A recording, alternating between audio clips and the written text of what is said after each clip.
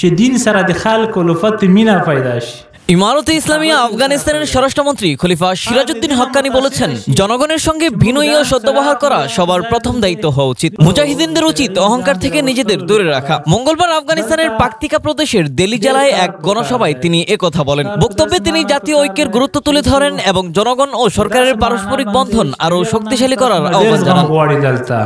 সিরাজউদ্দিন হক্কানি বলেন, যেমন আমরা জিহাদের সময়ে একতাবদ্ধ ছিলাম, তেমনি এখনো আমাদের ঐক্যবদ্ধ থাকতে হবে এবং ব্যক্তিগত স্বার্থের চেয়ে জাতীয় স্বার্থকে অগ্রাধিকার দিতে হবে। তিনি বলেন, আফগানদের কাছে ধর্ম ও দেশ উভয়ই গুরুত্বপূর্ণ।